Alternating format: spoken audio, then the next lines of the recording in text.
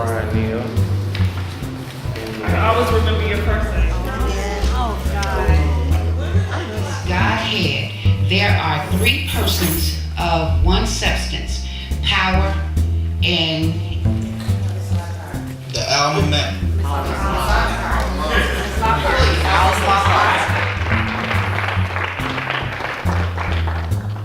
Good morning, Bulldogs. Good morning.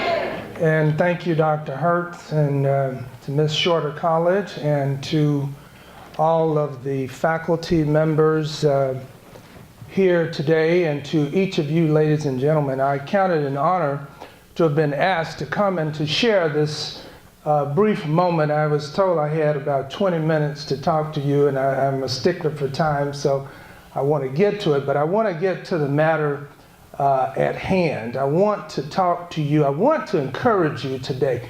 I'm not here to talk about me so much in terms of my career, but I can tell you, standing here, that I was blessed to have a 37-year career,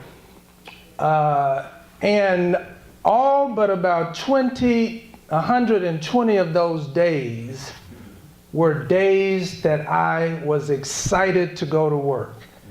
Days that I felt I couldn't wait to get there almost. And I hear so many people talking about, God, I gotta go to work today.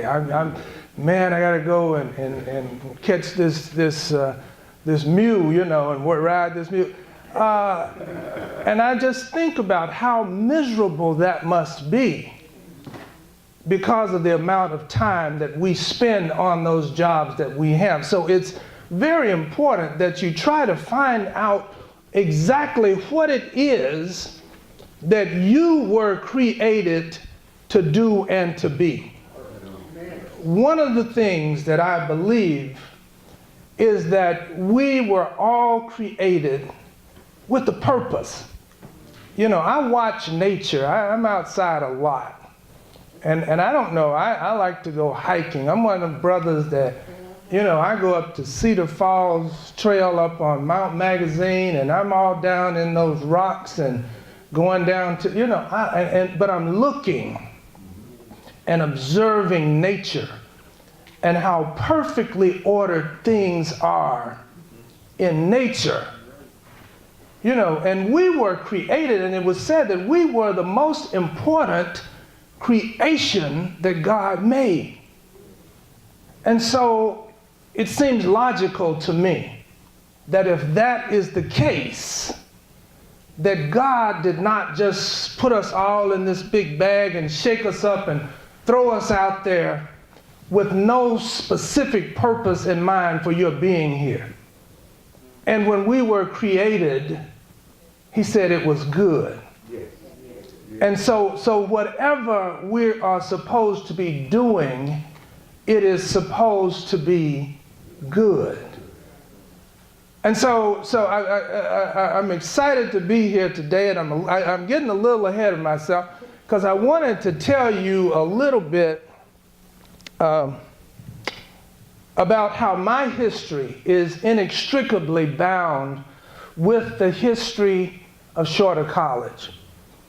You heard it mentioned, my father was presiding elder F.J. Stewart, and he was in the ministry for some 40-something years. The last 25 or so, he was presiding elder of the North Little Rock, Fort Smith district. My mother was, as he mentioned, Mrs. Ola Faye Stewart. My father is deceased. My mother is still living, 90 years old, still driving herself around, still actively involved in church. I was at a function, and this young white man came up to me, and he said, "Are you Charles Stewart?" I said, "Yes." He says, "Is your mother Ola Stewart?" I said, "Yes."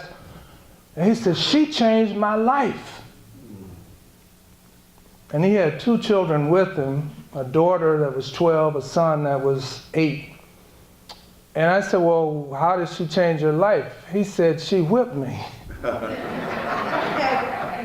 And I said, well, she changed my life too. And she whipped me and put me on a right course. But he said, this was what he said. He said that he was acting up and he knew he deserved to get his spanking. And she did, but she explained to him. It was a teachable moment. She explained to him why and what and what. And he said from that day forward, he was in the 2nd grade. He said, I never wanted to disappoint Mrs. Stewart. And I said, well, that's how I grew up. Never wanting to disappoint Mrs. Stewart. It is said,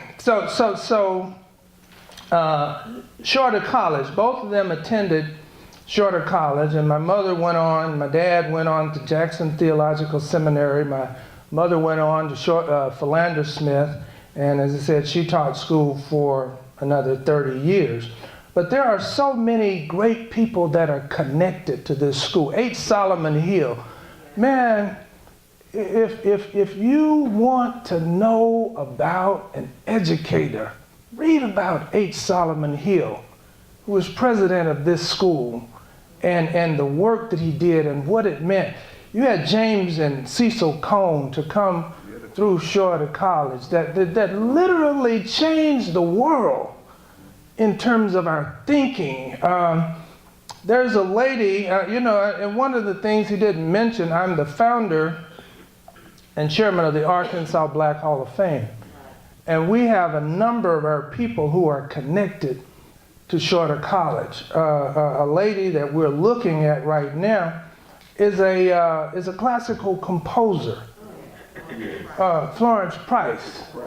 And we're looking at her and getting her into Arkansas Black Hall of Fame, but people who change the world. And there's no difference in those people and you who are sitting here today. You were created with a purpose and you can change the world. Success, it is said, is when preparation meets opportunity. Abraham Lincoln said, if I had 8 hours to chop down a tree, I would spend 7 hours sharpening my axe. You get that? The importance of preparation. Now, success is when preparation meets opportunity.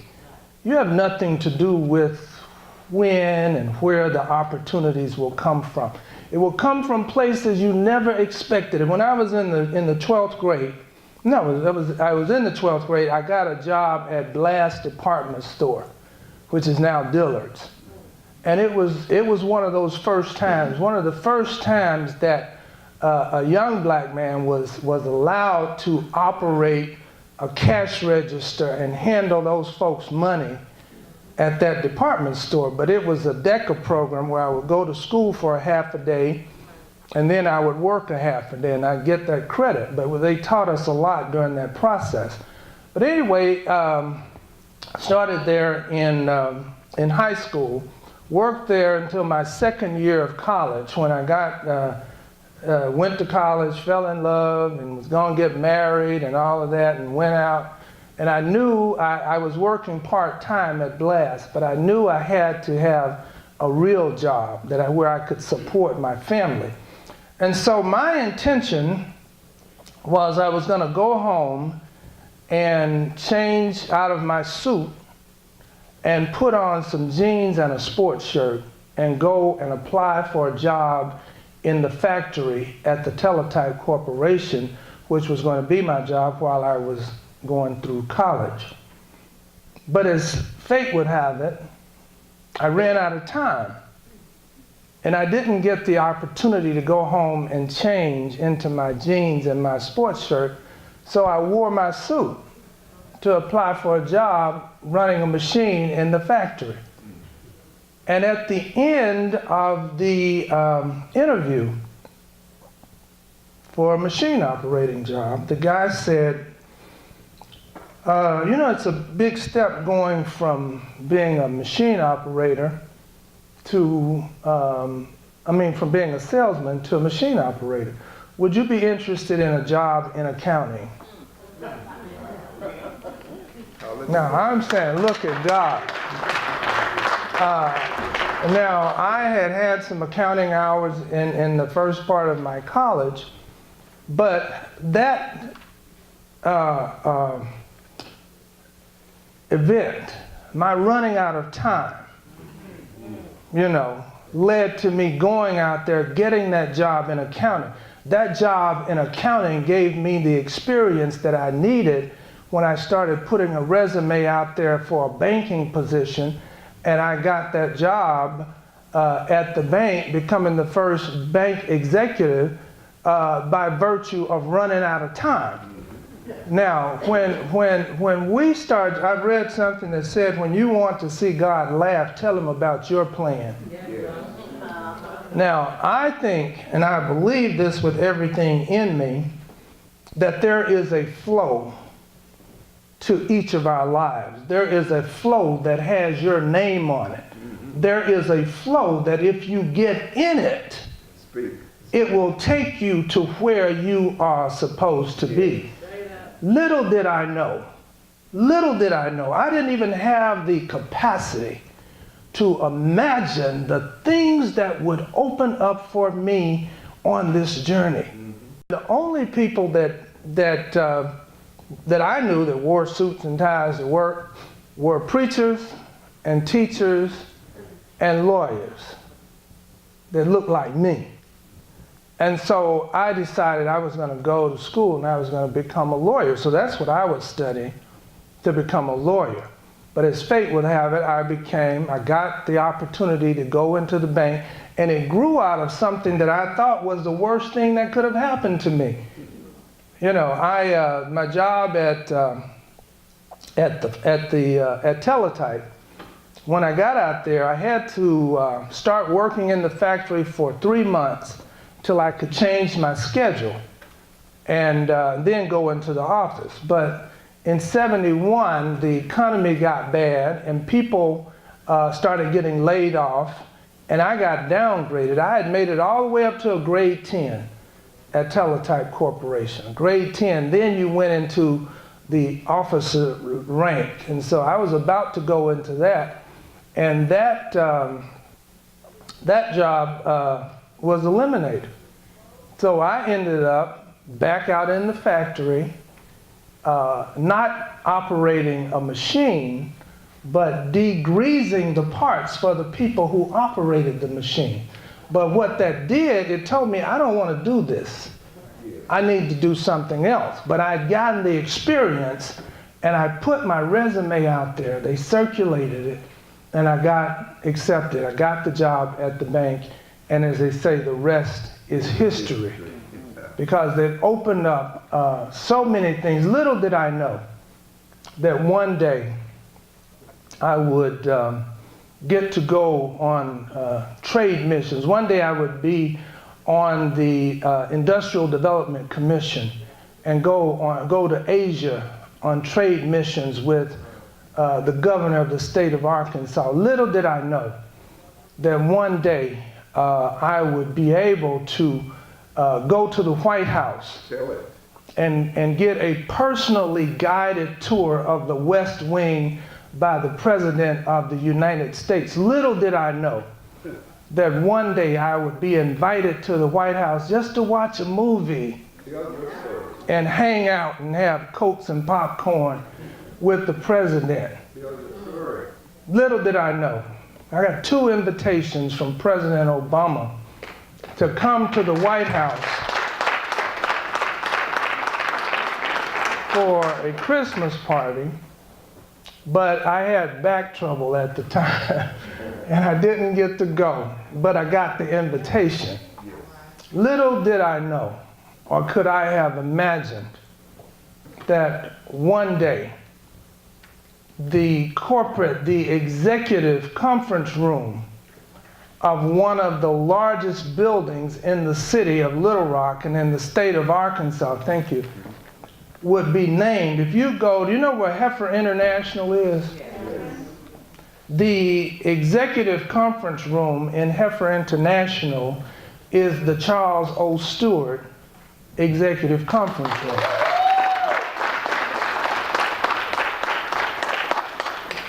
So I say that to not to brag, because I know that, as I said, it's nothing special about me. You know, I have prepared in certain ways, and I've learned things along the way.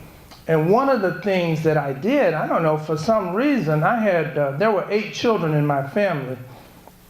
And I was the third of 8.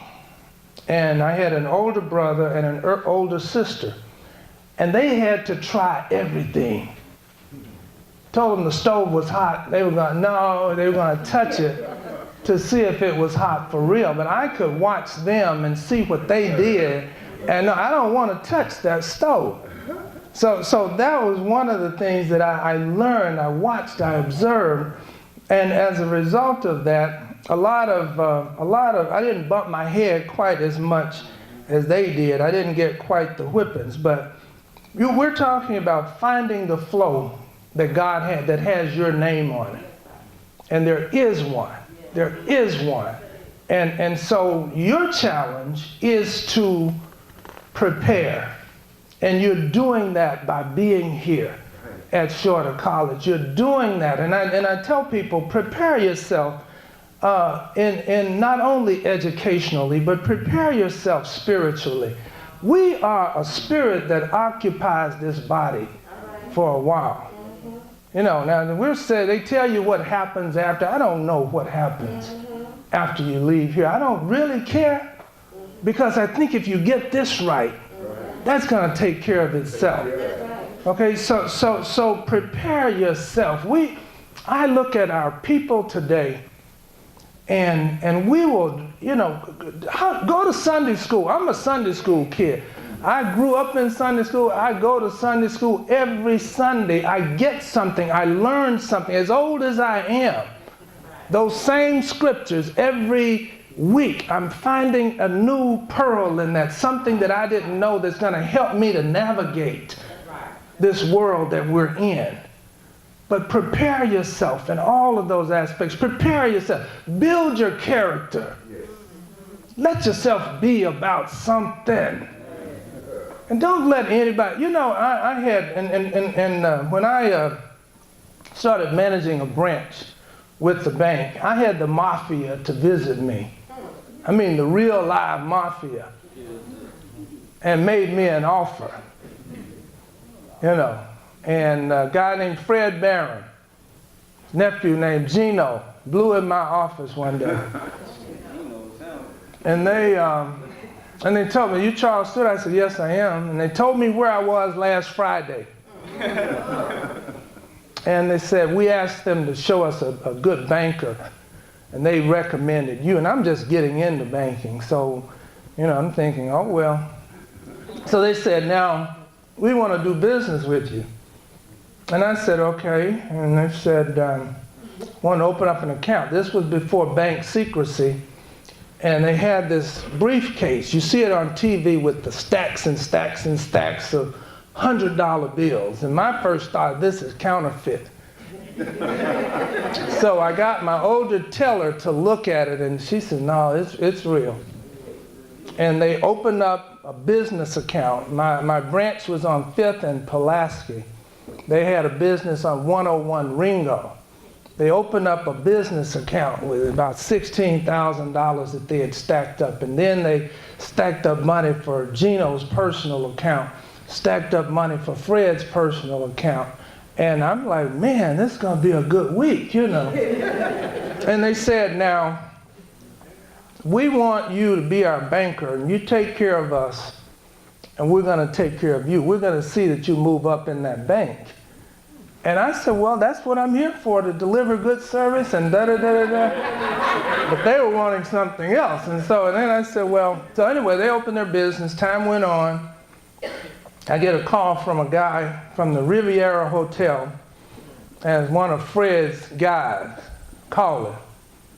Had the operator to call. And she said, this guy's wanting unlimited check writing privileges while he's here. And I said, well, they have a lot of money in the bank right now, but the relationship is less than 90 days old. so I can refer you to my credit department. She said, no, that's okay. So whatever it was, they didn't get what they were trying to get. And Fred calls me, the big man, big fat guy. He called me and he said, Charles, get your blankety blank around here. And he was cursing and I'm like, Fred, I said, what's wrong with you? Get your, done around here. And I say, look, I'm going to close the branch at 3 o'clock and I'll come around there. And so I've been around the Fred's office many times. This time I go in there and they had guns everywhere. There was a place, it was all over the desk, all on the, up against the wall. And then there was one little chair in front of his desk for me to sit in. And I went in, I sat down, and he explained things to me and said, I thought we had an understanding. I would rather take a whipping myself than to see anything happen to you. And so anyway, long story short, I said whatever I needed to say to get out of there. And I went straight downtown and I told them what had happened. And the FBI raided their office and took Fred and Gino off in handcuffs because they were running an illegal enterprise around there on 101. They had a front office function and the back office was something illegal. But at any rate, they got arrested. And for the next 60 days, I was waiting on them to come and get me every day, but I never stopped going to work. And nothing ever happened. And so a few years ago, I'm at dinner at my mother's house, and I was telling this story to my nephews, and I was like, I wonder what happened to him. And they looked him up. Look him up on the internet, Fred Barron. And they called him Fat Boy. And see what, he turned state's evidence, but he was a part of the Dixie Mafia. And I say that to say this, that I could have taken the deal, okay? And I know a number of people who took the deal, laundering money, doing things. One guy, at the time I started, had a very bright future, but he took the deal. And he ended up getting 4 years in federal prison, and he died not too long ago. And he died just a little bit above being homeless, a little bit above being a bum. And he had all of that potential, all of that capacity. So build your character. Kwame Kilpatrick, elected mayor of Detroit at 31 years old. He took the deal. Today he's doing 28 years in prison. And he said that my talent took me where my character couldn't keep me. I'm going to get ready to close, but I could tell you stories all day. But I've been very fortunate and very blessed, and you can too. One of the things that as we seek to pursue success, it matters how you define success. It's not always a lot of money. Money is good, but seek to live a significant life. Seek to live a life that matters. Mother Teresa, probably very, very poor, but the whole world knows Mother Teresa and what she did. Mahatma Gandhi, what they did, because they lived a significant life. And these are some of the questions that you ask yourself. Each day, have I served my community today, be it local or global? Have I given without expectation of receiving today? Have I done something to take care of my mind? Have I done something to take care of my body? Have I done something to take care of my spirit? Have I mentored, taught, helped, or coached someone? Have I created something that will impact someone else? Have I been involved and present in my own family? Have I been there for my friends and colleagues? Have I led with compassion Am I leaving a footprint that I'm proud of? Have I given anonymously? These are the things that ultimately matter in life as we go forward. And it won't be easy. Man, when I look at what children have to deal with today, what young people have to deal with today, we had a cakewalk. We had a cakewalk. We went to school, we had one bully and everybody knew to leave him alone. And now everybody's a bully, potentially. We might would have had a fist fight. And in my neighborhood, we have a fist fight and everybody fighting. Then the next, by the time the weekend's over, you're back out there playing again. And it's not like that now. So you have challenges and things that were unimaginable to us. So you're going to have to be better equipped than we were. Spiritually, mentally, emotionally, and educationally. But the opportunities are still there. They say that iron sharpens iron. Now they're trying to measure that stuff that many of us grow up with in our neighborhoods. They're trying to measure it and they're giving extra credit for it. They're calling it grit.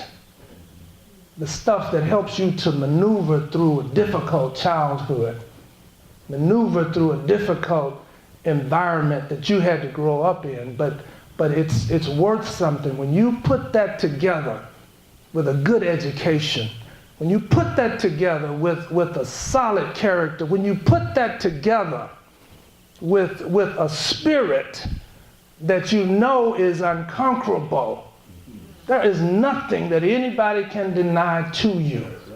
They won't give you a job, you go out and create you a job.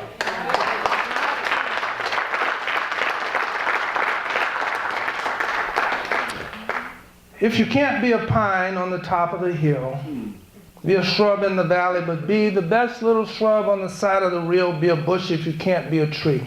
If you can't be a highway, then just be a trail. If you can't be the sun, be a star. For it isn't by size that you win or you fail. Be the best of whatever you are. Thank you and good luck to you.